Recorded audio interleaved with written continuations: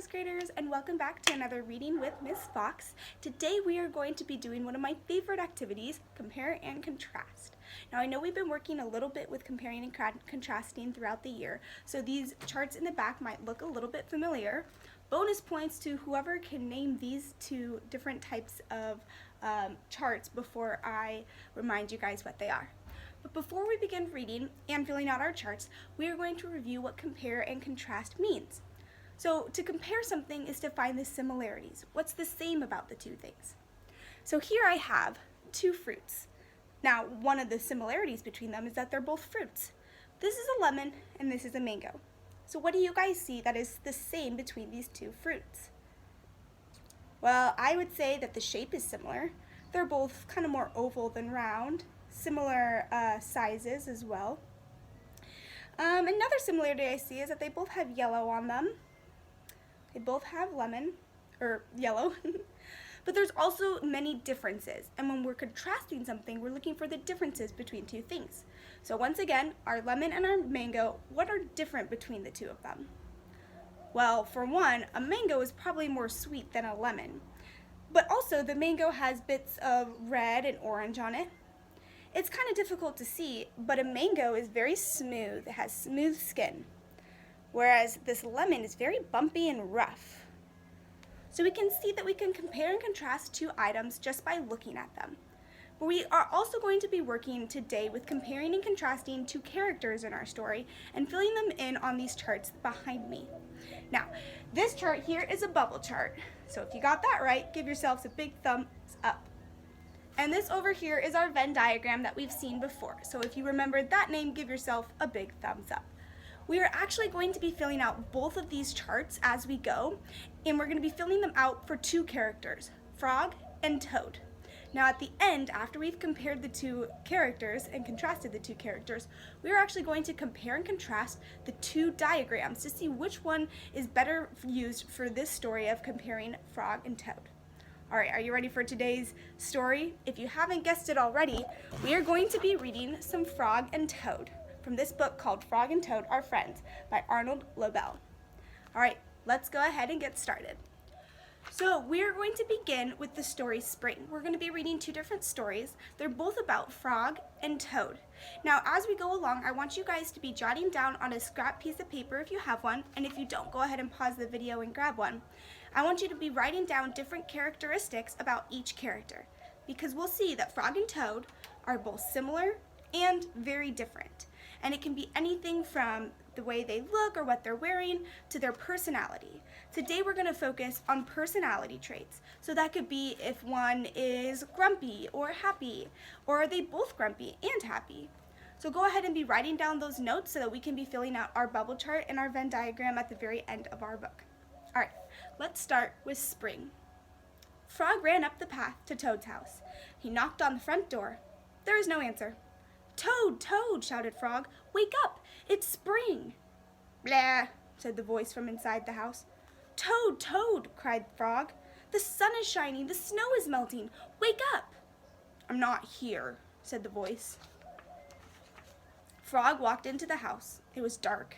All the shutters were closed. "Toad, where are you?" called Frog. "Go away," said the voice from the corner of the room. Toad was lying in bed. He had pulled the covers over his head. Frog pushed Toad out of bed.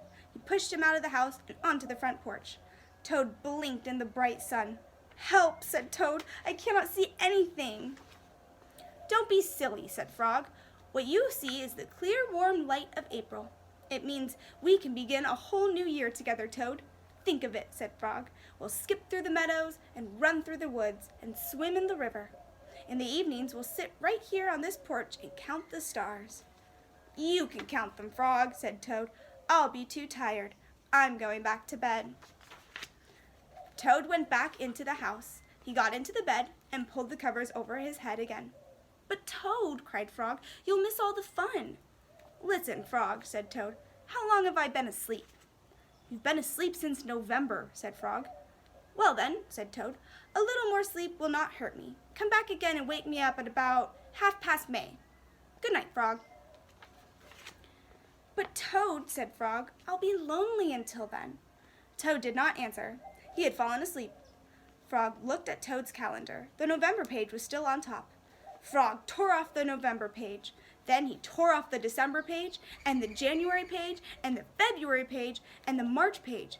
He came to the April page. Frog tore off the April page too. Then Frog ran back to Toad's bed. Toad, Toad, wake up, it's May now. What? Said Toad. Can it be May so soon? Yes, said Frog. Look at your calendar. Toad looked at the calendar, and the May page was on top. Why, it is May, said Toad as he climbed out of bed. Then he and Frog ran outside to see how the world was looking in the spring. The end. So that's our first story of Frog and Toad, and I definitely see very big differences between Frog, who was so excited to start spring and was very excited to wake up Toad, and Toad, who really didn't want to do anything but sleep and be kind of grumpy. So if you have notes on that, we're going to start our second story, and then we're going to fill out our Venn diagram and our bubble chart. Our second story is called The Button. Actually, it's called A Lost Button. Sorry. Toad and Frog went for a long walk. They walked across a large meadow. They walked in the woods. They walked along the river. At last they came back home to Toad's house. Oh, drat, said Toad. Not only do my feet hurt, but I've lost one of the buttons on my jacket. Don't worry, said Frog. We'll go back to all the places where we walked. We will soon find your button.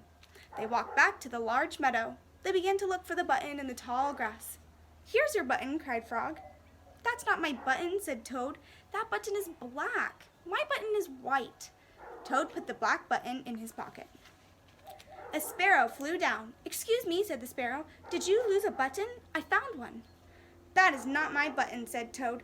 That button has 2 holes. My button has 4 holes. Toad put the button with 2 holes in his pocket. They went back to the woods and looked on the dark paths. Here is your button, said Frog. That's not my button, cried Toad. That button is small. My button is big. Toad took the small button and put it in his pocket. A raccoon came out from behind a tree. I heard that you were looking for a button, he said. Here's one I just found. That is not my button, cried Toad. That button is square. My button is round. Toad put the square button in his pocket. Frog and Toad went back to the river. They looked for the button in the mud. Here is your button, said Frog. That is not my button, shouted Toad. That button is thin. My button is thick. Toad put the thin button in his pocket. He was very angry. He jumped up and down and screamed, The whole world is covered with buttons, and not one of them is mine. Toad ran home and slammed the door. There on the floor, he saw his white, 4-holed, big, round, thick button. Oh, said Toad, it was here the whole time. What a lot of trouble I've made for Frog. Toad took all of the buttons from his pocket. He took out his sewing box down from the shelf. Toad sewed the buttons all over his jacket. The next day, Toad gave his jacket to Frog.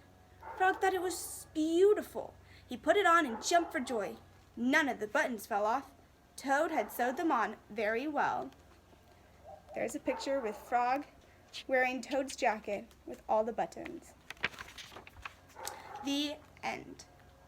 All right, well, that is all we're going to be reading today. Now we're going to take a look at Frog and Toad and compare and contrast them using our bubble chart and our Venn diagram. And we're going to go ahead and start with our Venn diagram. Check it out. For this Venn diagram, you'll see I have 2 very large circles that are overlapping each other with this little part in the middle that is crossing over.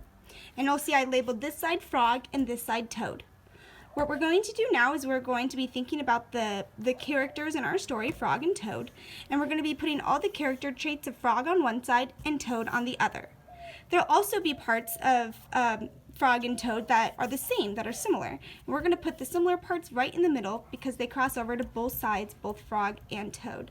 I'm going to go ahead and fill out my chart here, but if you'll pause the video and create your own Venn diagram, you can go ahead and fill it out on your own, and we'll see how similar our Venn diagrams are.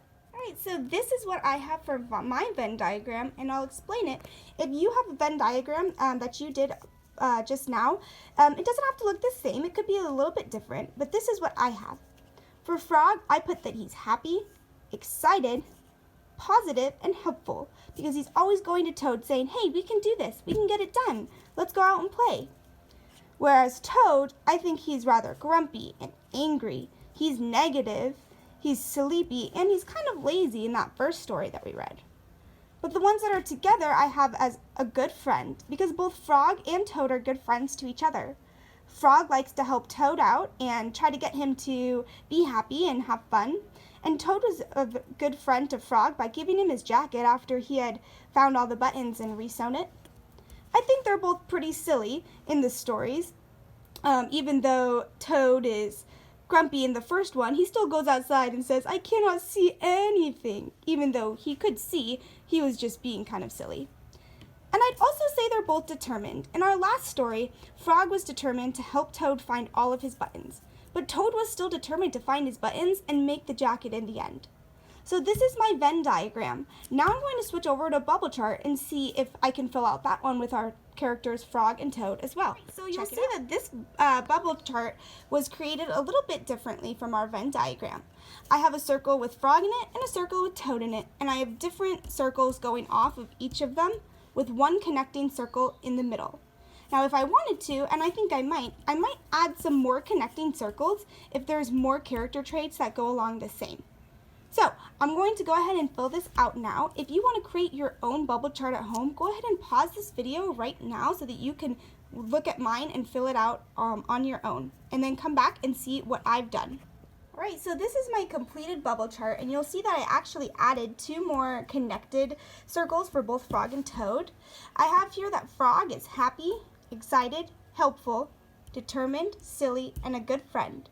And for Toad, I have that he's grumpy, sleepy, and angry, determined, silly, and a good friend.